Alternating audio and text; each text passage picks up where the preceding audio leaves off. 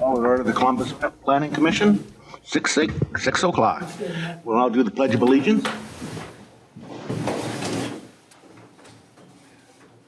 To the flag of the United States of America, to the republic which stands, one nation, under God, indivisible, with liberty and justice for all.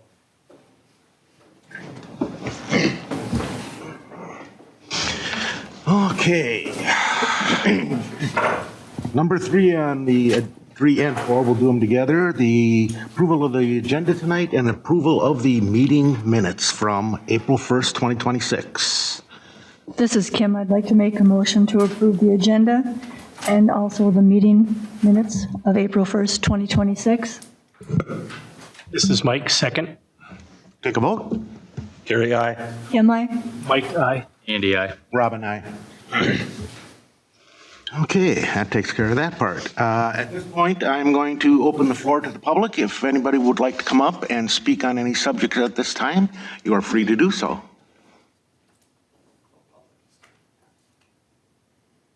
Anybody online? Okay, we'll move on. Our next agenda, number 6, is the concept presentation for, and I butchered the name, so I won't say it, for the trucking concept. Jusczack. What is it? Jusczack. Jusczack? Okay. Thank you, Mr. Chair, members of the Planning Commission. The city has been approached by Jusczack Engineering on behalf of Jusczack Trucking with a preliminary concept plan for the development of a truck company, commercial office, retail parts counter, truck repair, and maintenance facility on an approximate 20-acre parcel located along Hornsby Street Northeast. I lost my spot here. In addition, the primary use of the concept includes a secondary component consisting of short-term commercial truck parking. The subject parcel is guided and zoned general business under the city's zoning code. Both a professional office and an indoor vehicle service repair are classified as conditional uses within the district and would require the approval of a conditional use permit prior to development. At this time, there are no formal applications in front of you. The applicant is requesting the opportunity to present their concept plan for preliminary review and discussion. The purpose of this presentation is for them to obtain initial feedback from you, the Planning Commission, respond to any of your questions, and identify any potential issues or modifications requested prior to submission of their formal applications. Again, there's no formal application nor no formal action required tonight by the Planning Commission. Charlie and representatives from Jusczack Trucking are here. There is a presentation, so sit back, relax, and formulate some questions, and we'll go from there. Hi, I'm civil engineer for the project. Can I interrupt just 1 second? Are we going to need to get this on the You'll microphone? probably have to sit at the table, Yeah, Charlie, there. thank you. The microphones are. Sorry about that. Thanks, Scott. About that,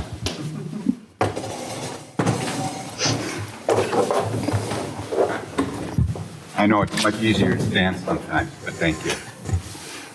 yes, I'm Charlie Melcher, the civil engineer for Jusczack on the project.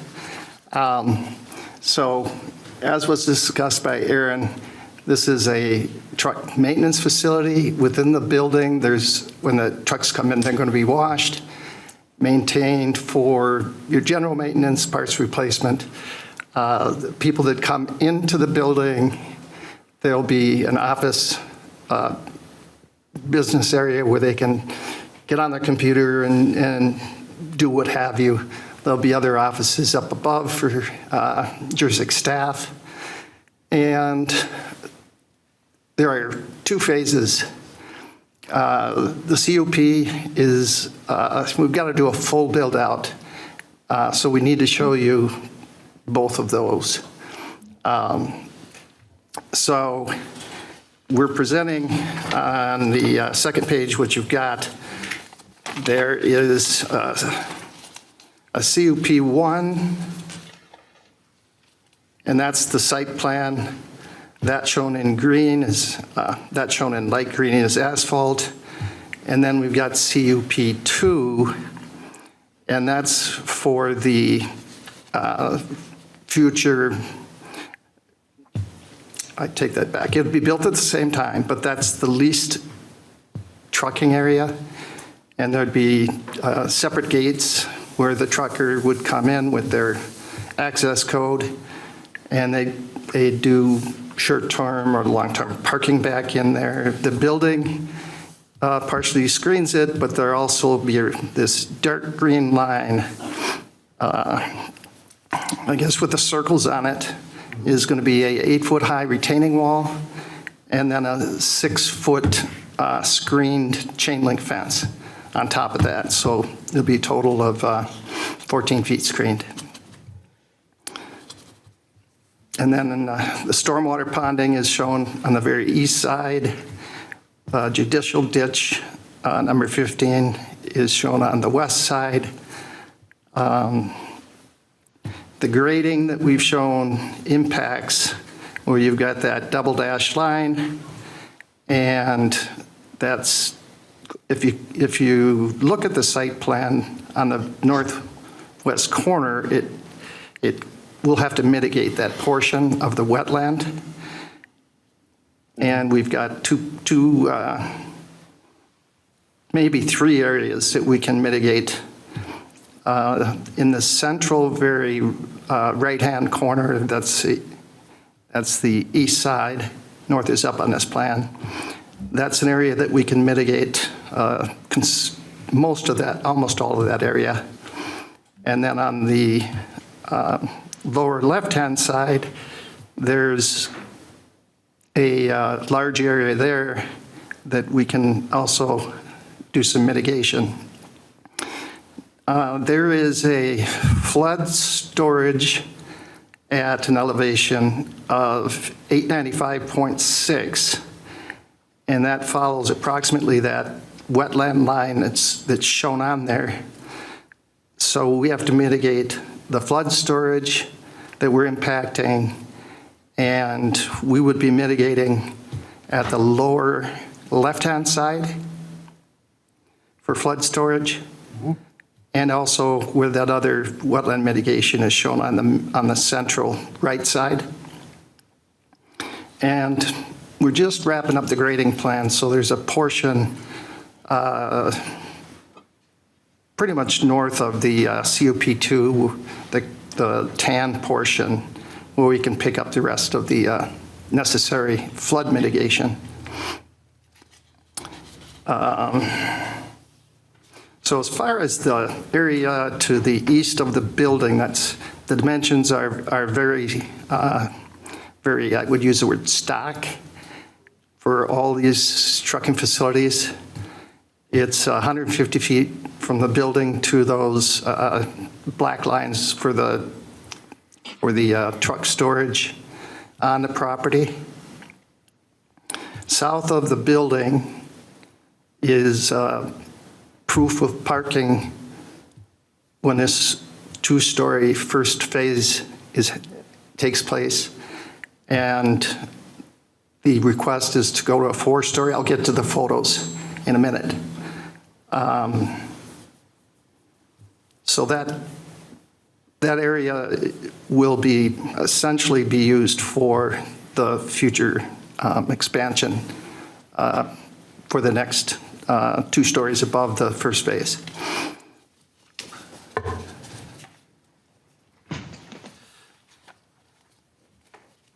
So the next sheet pretty much shows you what I talked about with the impacts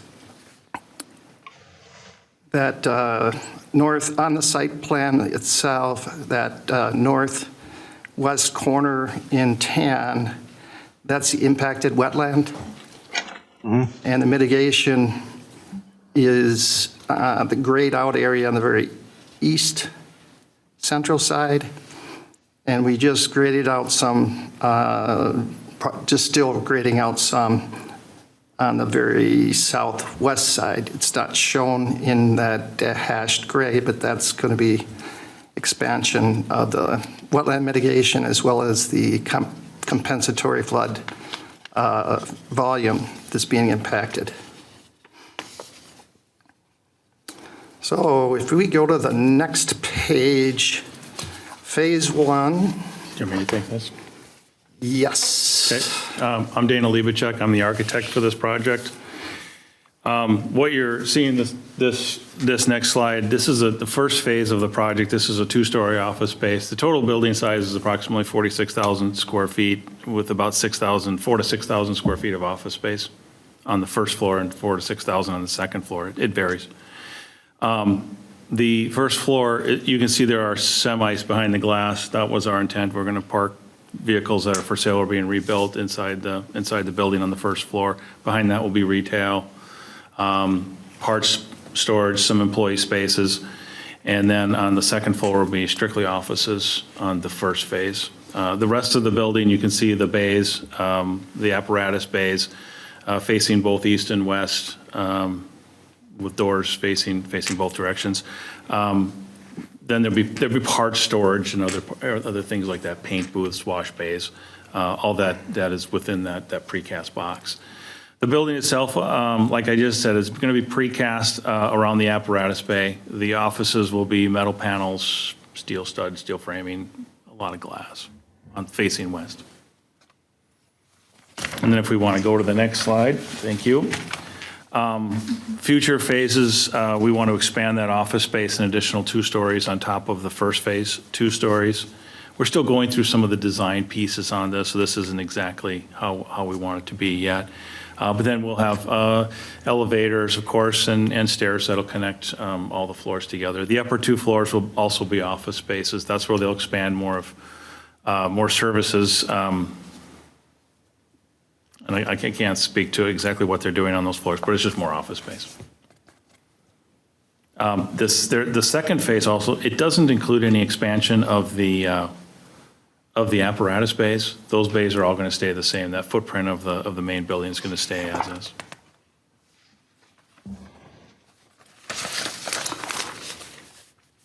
And that's all we have for presentation. Do we have any questions from yourself? Let me give these guys a little primer so that we can get the creative juices flowing. Sure. So, as you guys know, that they've discussed two CUPs. One is for the truck operation that's happening inside the building. The other CUP is for short-term vehicle parking, most likely semi-parking. And so I want to go back to this diagram, if you will, so that you guys can understand from the perspective here that the proposal would be that trucks would come in, enter through a gated entrance, and then utilize the least short-term parking on the backside here for overnights, weekends, short terms. So you think about the potential of getting commercial vehicles, for instance, out of our residential districts, which is in our code. This provides an opportunity for those users to use this space and then get a ride back to our residential area, or perhaps park their personal vehicle here while they take their truck. We've proposed the idea of a car wash or a truck wash inside here. Now that is not in competition with the existing truck wash that we just opened. This is going to be for their customers that bring vehicles in that are in need of repair. They're not going to work on a trailer or a truck that's covered in mud or dirt. So they're going to have to run those through their car wash before they work on them.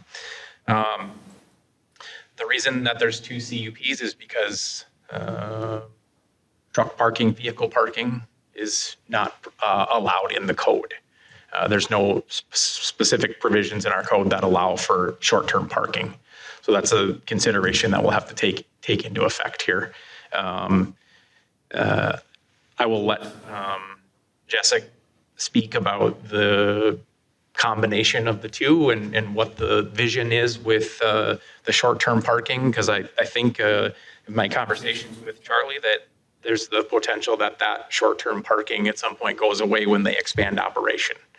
So keep that in mind, that may be although it's short-term parking, might be phased out potentially. They've provided enough proof of parking so that the expansion could be utilized under this proposed operation. And as Charlie has described technically, they have some wetland work they're going to have to do. And we would certainly not issue any permits to them until we had documentation from Rice Creek that the wetland mitigation and those items were taken care of properly. So you guys focus on the use on the parcel. I'm going to bring up a couple of images for you to take a look at, so you kind of have a picture of where we're talking. So this is the Blaine Brothers site on Hornsby. Mhm. They're looking at this parcel right here. Okay.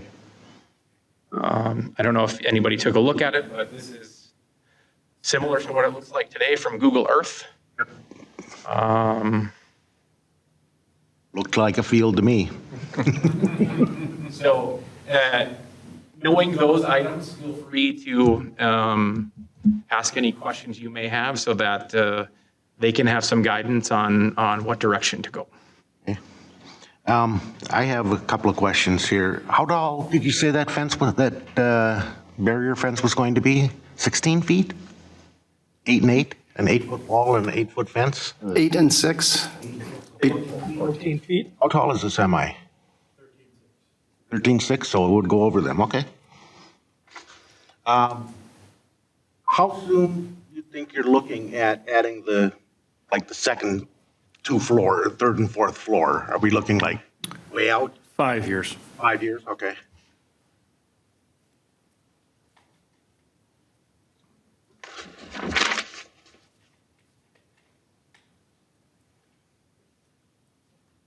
My question maybe more towards Aaron. In the general business conditional uses, it seems our current language kind of dances around what we're looking at here. Indoor vehicle service and repair. Auto shop is kind of my taking on that. And then indoor RV service and repair. And then it also mentions an indoor RV and truck wash facility. Does anything need to be done with that? More specified to commercial vehicles or trucks or trailers or anything like that? Yeah, that's a good question. I thought that through. The Blaine Brothers site is the same zoned usage, and that was approved under conditional use permit. So I think the spirit of that is still intact. The one that I question is the short-term parking and how we would have to make an exception for that, or you guys could make a recommendation that there be a change and council ultimately would make that decision. But I think, again, your question is on point there with, it doesn't specifically say in black and white that this is a approved use or a conditional use. But if we look at recent history, right across the street, you can see a very similar activity happening under another rooftop. So, Yeah, I just see RV and I think much lower use case than a commercial trekking in, going in and out. we did have conversations with the Public Works Director. Should this facility be approved, where we're going to require a turning lane to allow for traffic flow and make things come a little easier in and out of one driveway. They're limited on access, obviously, because of the wetlands, so we'll make some accommodations there if we need to. I have a question based on that, Aaron. As far as traffic goes, where are they expected to come off, like the highway per se, at like 97 and Loves and come out? And come on down. That's a tight turn as it is. And how's that going to impact the road that probably isn't upkept as well as some of the other ones we have in town? You're talking Hornsby itself or 97? Well, I guess both. I mean, they're redoing pretty much all of 97 now, but Hornsby north of there is pretty bad. I'd imagine you start adding some trucks going south, it's probably going to turn into kind of the same thing. Yeah, I can certainly look into whether that was explored during the Blaine Brothers application. I have to assume that Hornsby was made to a 10-ton minimum specification coming off of Highway 97, which For engineering purposes, that seems sufficient, but I understand your concern. That's why when we met with the Public Works Director, we thought about the turning lane requirement just because of traffic volume and allowing our other vehicles to get around entrance and exit of the one driveway. So, All right. I have another question for you guys. What is your timeline? What are you looking at? What do you hope to do? Our hope is to be setting precast panels this fall, late fall, September, October. Sounds good. How much traffic do you anticipate for your shop? Traffic for the shop. Trucks, semis? 6 a day, 10 a day, 1 a day? What do you guys think? Maybe five semis an hour or less. During like an 8-hour day or during daylight or During business, yep. business hours? 40 trucks a day. Okay, yeah. I mean, understand, right? They're a truck repair.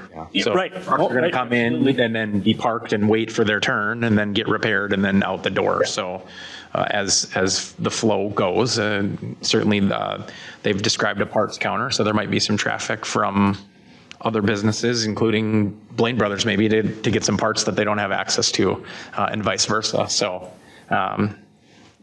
it's a commercial operation. Sure. You know, kind of what we had envisioned for this stretch of the Hornsby and what it's zoned for.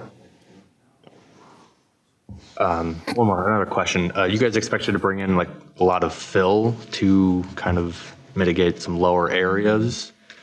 I mean, obviously, Yes, pretty low, so I'd imagine you'd be bringing quite a bit of dirt. yes. We do our best to try to balance the site, but with some low spots, there will be some. You're going to build it way up high, like all the new houses have to be built with a 30-foot Well, hill there. About, the finished floor will be about the highest elevation. It's just, if you're looking from Hornsby, it's just to the north of that gravel drive that comes in there. There's a high point there. You still got that picture from the street? That's the finished floor. Basically back where that shed's at on the left side is kind of your 90, I think, what is it, 906, Charlie? 907. So that's basically the same height that it's at currently. Okay. Rough vicinity. So on the left side, yes, you will have that, but to Dana's point, we're going to do our best to balance the site as best as possible. All right. Yeah, so dirt out of the ponds, and any mitigation for flood storage, that'll all be used. The good soil will be used. And understand, right, this is going to be under the supervision of the Rice Creek Watershed District, and they do a really fantastic job of managing those permits. And so I'm pretty confident that they'll do their job. We'll just check the boxes when we make sure that they've got the proper permits and that it's been inspected, so. Mr. Chair, may I? Yes. Aaron, I'm sure other council members and the mayor would be able to speak more intelligently on this, but I believe there were previous planning commissions that asked for traffic studies at Hornsby in '97, so we may have some data on that for the planning commission already.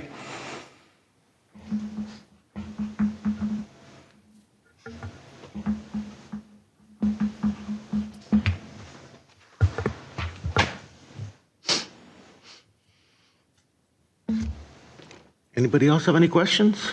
Nope. Good for now. So, I just also want to point out that this is kind of the extent of our sewer water district, so we would be adding a fairly high volume customer to our water operation and our sewer operation, so. Okay, and They're this is- proposing a car wash, right? So there you the go. end of the You line, instantly hear water, so Okay. it's, in terms of an enterprise fund or in terms of the city's ability to continue to provide service, the more customers you can add, right? The more you can put in the machine to provide more service, so. And I think, relocating a business from a neighboring community into our community is also a win-win. That's a win. yeah. That's a win. That's great. That's great. Well, if nobody else has anything else at this time, Scott, anything more you want to add? Nope, just wanted to offer that up for you. Okay, thank you. Available, so. Thank you. Well, gentlemen, I think it sounds wonderful. Things look great. I look forward to seeing you back, looking for your CUP, and you're always welcome to come back if there's something that you need to discuss with us. I don't know what that might be, but look forward to seeing you come up for your CUP and any more plans. And it sounds like a good idea. Thank you. Thank you, guys. Thank you. Thanks.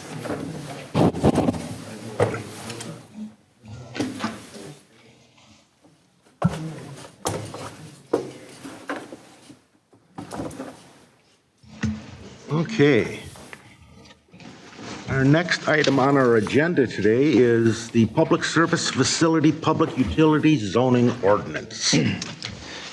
Thanks again, Mr. Chair, members of the Planning Commission. Give me 1 second to get to the map to the right location. We're in the same neighborhood, not too far away. All right, the city has been approached by Connexus Energy, owner of a property located within the Commercial Light Industrial District, just down the road from the one we just talked about. They are anticipating the future construction of a electrical substation on this parcel of property that they already own. Again, this request would be limited to just a legislative amendment that I want to propose to the city code, and I'm just looking for your feedback. Our code does describe, by definition, what a public service facility is, which also includes electrical substation. We also have the definition of a public utility, which describes the owner of the substation, if you will, or electricity. We have a section in code that talks about public utilities and public service facilities may be allowed by conditional use in several zoning districts and must adhere to some standards.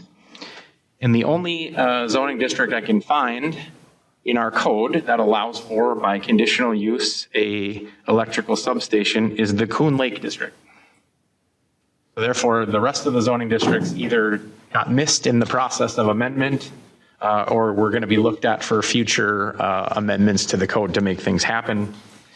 Connexus has identified the future need to expand their electrical infrastructure within our service area and to support that continued growth and reliability of our electrical grid. They would like to build a substation on their parcel that they own. An ordinance amendment would provide a regulatory path for such facilities subject to the city's review through our conditional use process.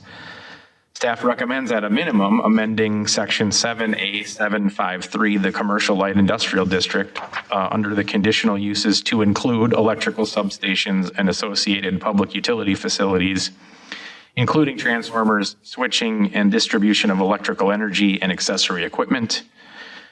This use would then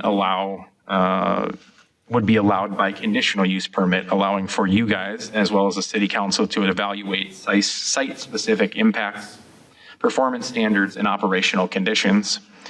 It would be nice if you guys would tonight discuss this potential revision, give me any feedback, and consider any other zoning district you may want to amend to allow for electrical substations to prevent this amendment from having to happen in the future should the grid need to be expanded.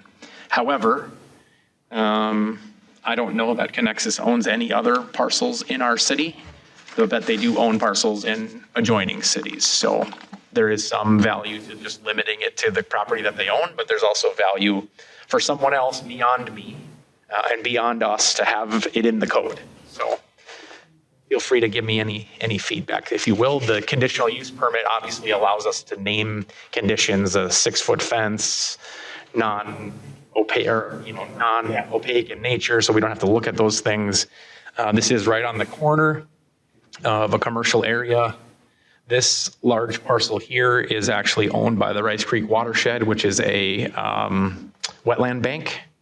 So the potential of it ever being developed is slim to none. The only potential would be if Forest Lake were to develop. There might be some residential that has to look at it, but It's Forest Lakes Forest probably. Lakes problem.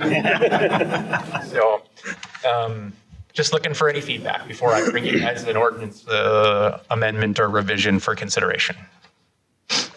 I can't imagine where they would put another one in our little town.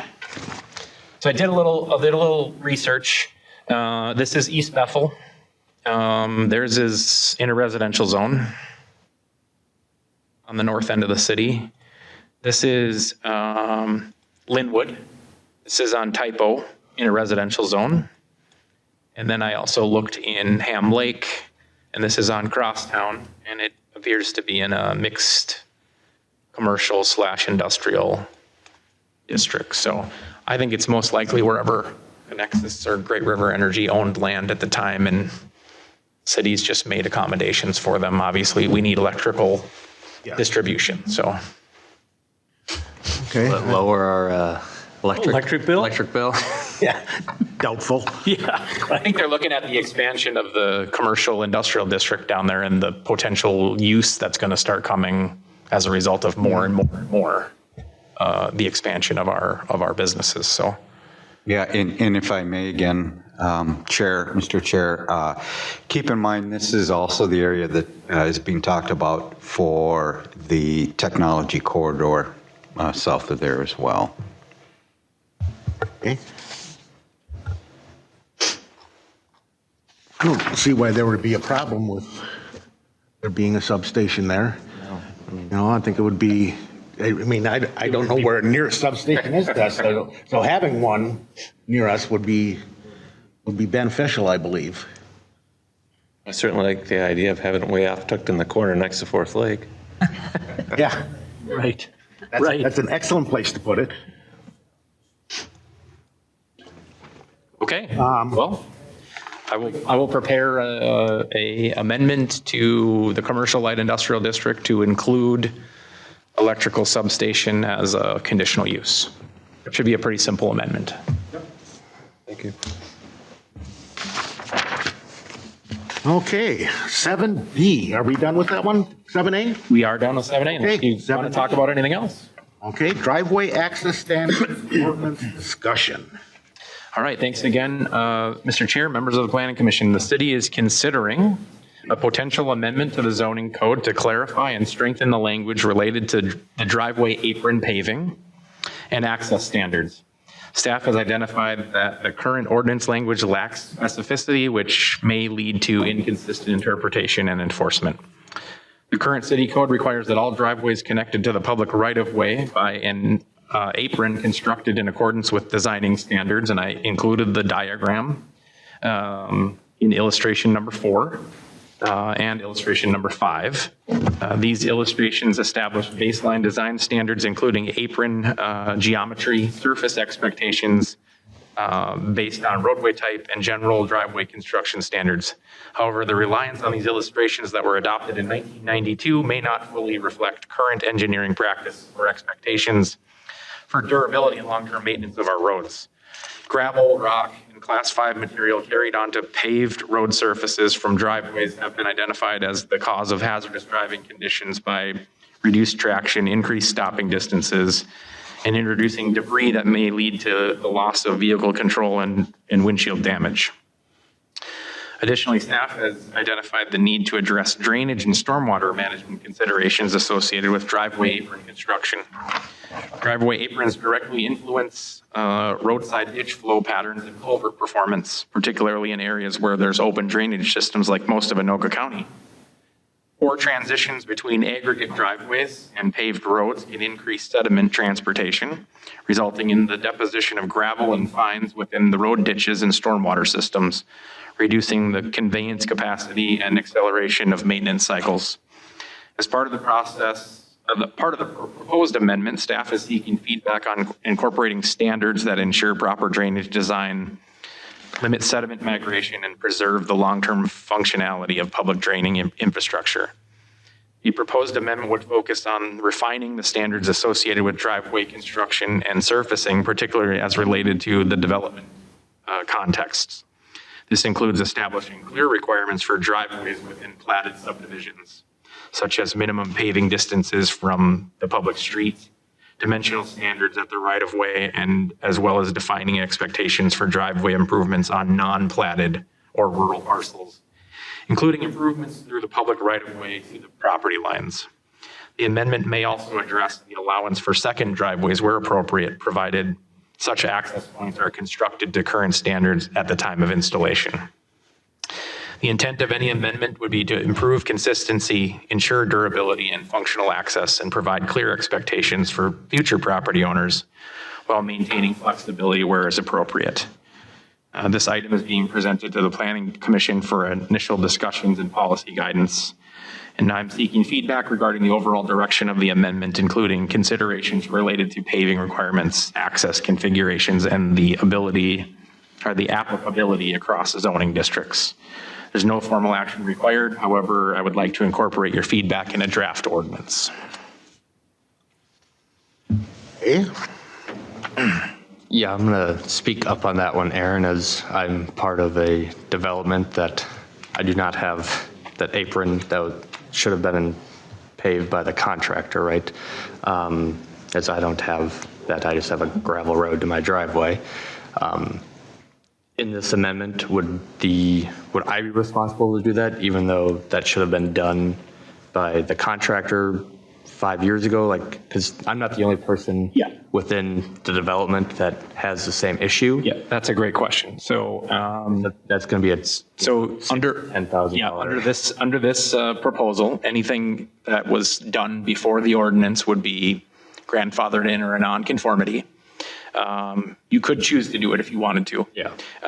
But in this case, you wouldn't be obligated to pave your portion of the driveway that was required by ordinance. However, should the city come in later on and remove the road and repair the road, we would likely then pave the apron to your driveway, which would be assessed back to all the property owners all the way down the street. So those driveways would eventually get caught up to match current standards. But we're talking 25 years if your road was just put in. Yeah. It was just put in 5 years ago. So this would only apply to anything new construction after the adoption of the ordinance. Okay. But if someone would come in your neighborhood and propose a second driveway, Yeah. they may have to pave that. Okay. One thing I wanted to bring to your attention before we move too far into the conversation, I was part of this ordinance change in another adjacent community, and what we discovered was that, believe it or not every road is laid out right down the middle of the right-of-way. Sometimes it veers one way, sometimes it veers the other way. So as you can imagine, if I required, I'm just trying to find the right street here. If we required every resident to pave to the property line from the edge of the already improved road surface, well, I may be paving 75 feet, but my neighbor across the street is paving 3 feet because the road is not in the center of the right of way. So there are some considerations that may need to be thought about in that everybody needs to pave a certain distance to make sure that we accommodate some of those scenarios. Or you can simplify the language and just go from the edge of the improved surface to the property line, which is technically the apron by our diagram, but not necessarily described in code. There are a couple really good examples here in the city, but they are on gravel roads that are yet to be paved. And I would hope that once we would come in to pave, we would straighten some of these out. What you can see here, for instance, this isn't necessarily right down the center of the right of way. Kind of meanders back and forth. So this neighbor may have 10 more feet to pay for than this neighbor until those roads either get straightened out or never get straightened out, right? So that was the consideration we came to with the distance, because then it made it equal for nearly everybody instead of an unequal sort of. Yeah, way I would agree with that, because otherwise, like you say, you might have 75 feet to pave. And I'm not sure where my right of way is in, my property, but. And granted, right, I want you all to know that if the city were to come in and pave your road, like it would be done to an engineering standard, and we would figure out where all of those lines are before we decided to go ahead with the project. But really just looking to see if there's support for this mandatory paving for anyone who, develops after the adoption of the ordinance. Eventually, we would hopefully then catch up once everything starts to get paved throughout the city, should the city move in that direction and expand to paving everything at some point. Are they actually talking about doing that? Well, we get requests annually from neighborhoods that have gravel that want to know when or how's the city going to pave their road. And so we have an application process where the neighbors have to go and get signatures from all the neighbors because they'll be assessed for the cost of the paving. So most of the neighbors have to agree to let that happen, and typically that ends the conversation. Yeah, when one person wants it done, but the rest of the neighborhood doesn't want it done, that kind of, because one person's not going to pay for the whole thing, so. Right. Based on this, I guess, change to the language, I didn't realize how detrimental the city was to my driveway with all of the gravel and runoff at the end of my driveway.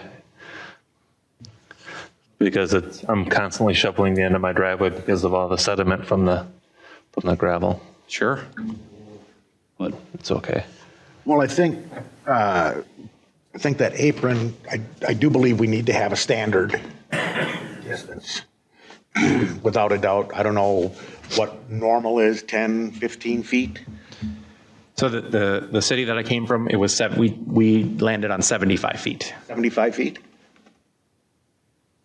Now, if you're thinking, a more urban neighborhood, 75 feet might be from the edge of the improved surface to the apron of their garage on a short driveway. Absolutely. But, out in the rural zones, I don't know if 75 feet is absolutely necessary, but we know that most road right-of-ways are 66 feet wide. It's a pretty decent standard nowadays, which means from the center line to your side is typically 33 feet. If a road lane is 12 to 14 feet wide plus a shoulder, you only got 10 to 12 feet to pave if you're going to get to the property line. So that's another consideration, is if we just get everyone to the property lines, that helps some. It certainly helps with gravel getting into the culverts and the ditches and stopping up water flow. So Is the culvert standard in our current language? culvert is standard, depending on. Is it up to date and everything? Yes. So when someone would apply for a driveway permit or an access permit, the Public Works Director goes out and makes a determination on whether a culvert and the size of the culvert that's necessary before we issue the driveway permit. So I'm a little confused about this 75 feet thing that you're talking about. Are you saying that people would have to put an apron, 75-foot apron on? So they would pave beyond the property line towards their house, up the driveway, until they reach 75 feet from the edge of the improved surface towards their home. Interesting. My driveway's 400 feet long, so. Yeah, and we're not asking or wanting to have residents pave their entire driveway. We're just hoping to capture that section of the right-of-way we have the responsibility of to make sure that we're not dragging gravel class 5 or something out onto the roadway, which turns out to be maintenance work for us, as well as all those safety concerns that I brought to your attention once there's gravel on the roadway.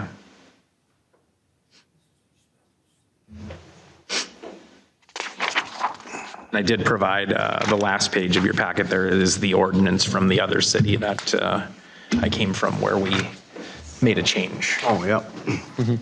Have you found what a minimum is? So you said 75 feet, but would 12 or 15 feet be? I guess Yeah. Past the property line. I think it would be correct? nice to have a 12 to 15 past the property minimum line. Well, that is certainly and also a consideration as Carrie brings up. I mean, do you want them to pave 10 feet beyond the property line? So if we have the situation where the road meanders through the right of way and someone's paving only 2 feet, we'd get at least 12 out of it. And everybody would do 10 feet beyond the property line. I mean, you can certainly enact that standard as well. And again, this is just for anything new beyond the date the ordinance is passed. So if we have a development proposal come in, it would be up to the developer then to pave every one of those prior to closure on the homes. And it does lead to a few escrow issues, just like landscaping. You know, if a developer finishes a house in December, they're not making asphalt in December. So, but that's management on the city on the inside that we can handle, that we already handle with landscaping. So, Mr. Chair, may I ask a question? Thank you. So, Aaron, property lines, I believe there are some properties where the property line goes to the middle of the road. I guess I haven't seen that, Councilmember Wendell, here in Columbus based on county mapping. There may be some old surveys out there that still show that someone owns to the center line or something of a roadway, but I haven't seen it yet. It does exist in other jurisdictions, however. Yeah, and I want to make sure it doesn't exist here, and just be aware of that. Because I agree with you. I think there's been some old zoning maps where that's shown. And there are communities where it So is does. that just an easement that if that was my property, then No, I get to the it's actually been surveyed to the center. It's actually been surveyed to the center of the road so you get your minimum acreage in other cities. Oh, okay. So, For sure. okay, so they're trying to hop over a different issue by doing that kind of survey. Yes. Got it. All right, thank you.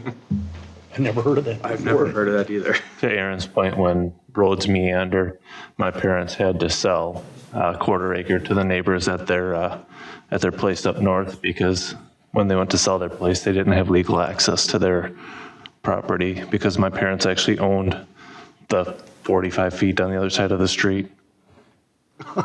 Wow. Aaron, just take a quick look at Howard Lake Drive. Testing my geographic knowledge of the city of Columbus. Boy, it would be bad to have to pay for the street. when That you road's have- all over the place, so. Okay. Now, granted, right, some of our roads are county roads. And so county access standards are different than city access standards. However, city can be more restrictive than the county. So we can obligate a resident who lives on a county road to pave the apron above and beyond what the county requires. It does create a little dynamic in the office when they're told they have to do that, but it has happened. And by dynamic, you mean arguing? Yes. I bet. I mean, Howard Lake looks like it's pretty close to being right down the middle of this right away. Well, but- there's some,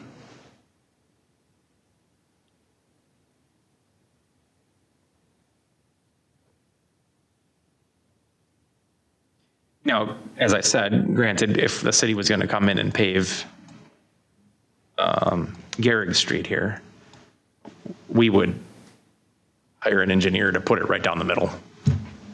We wouldn't follow the current road. wandering path if we can't, you know, so. But there are even some stretches, I was looking earlier today, 145th maybe, it's gravel right now, but the road literally bends to go around a wetland. But the right-of-way doesn't bend to go around the wetland, so it's an interesting scenario. Okay. Well, anybody else have anything on the driveway aprons? Would a 10 to 12 foot standard beyond Yeah. beyond the property line be an acceptable pretty starting? Yeah, Yes. that seems reasonable, Absolutely. yeah. Are you interested in talking about maximum width of driveways? Maximum. So in the other city I came from, the minimum width was 12 feet. The maximum width you could have was 24 feet. Sounds about right. Double width, all more it should be. What's the downside if we don't have a maximum? Somebody could legitimately put a driveway across their entire, Just pave their whole yard, right? pretty much, as long as they could meet the impervious surface standards. Then I don't have to mow. You'd be Then your spending. neighbor puts on some big pile of junk on this. Yeah, and I don't know if that's yet really become a topic of consideration here in Columbus at this point, but it certainly was where I came from. Well, my opinion is that, 24 feet, a double width driveway. That's is pretty all that's wide. really needed. A double width driveway, you got a double width up at your garage, you can bring it straight back and that's it. So I will add that as a condition for you, or an amendment for you guys to consider before we bring it forward, and we talk about it when it shows up in front of you. Okay, sounds good. Anybody else with any other discussion on this? Oh, nope.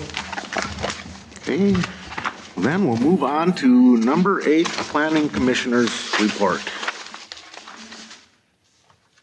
You got anything?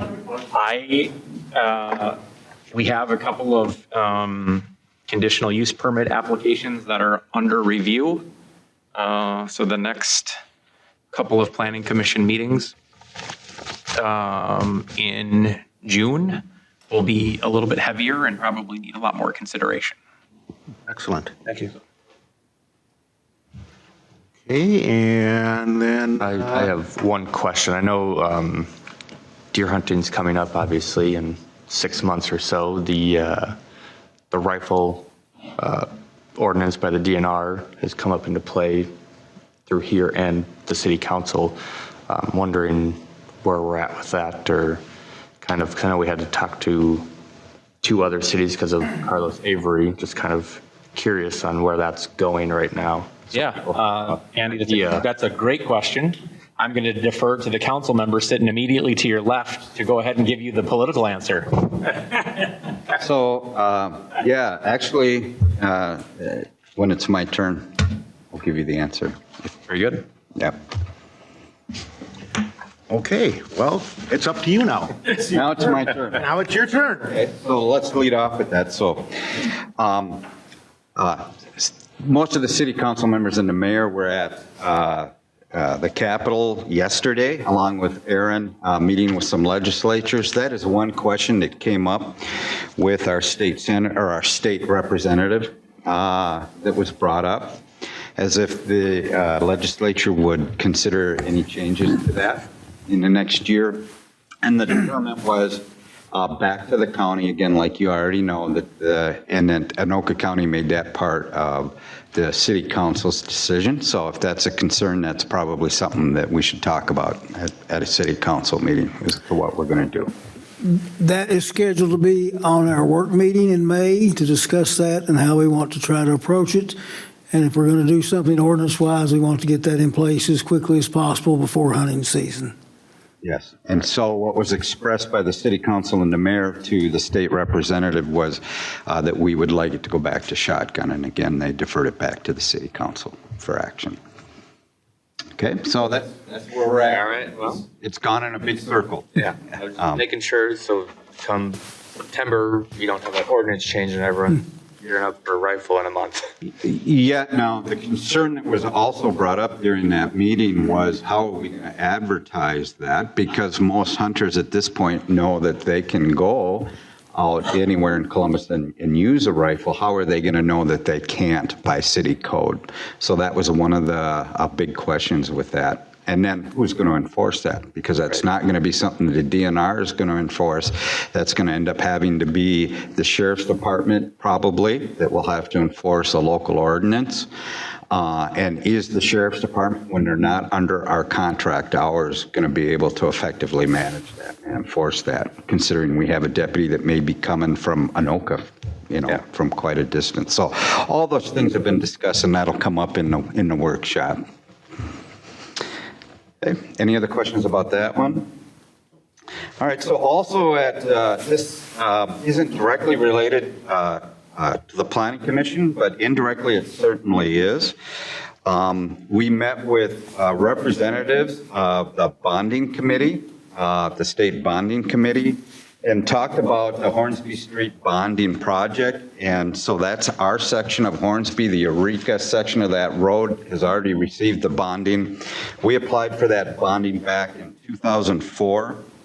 Or Forest Lake did back in 2003, 2004, and we weren't included in that. So we talked specifically about one of the House files. It'd be 1567 and 1569 and 1568 for $762,000. That was authored by Representative West in the House, and then Senator Kroon in the Senate. Both those senators that authored those bills are still very supportive of that.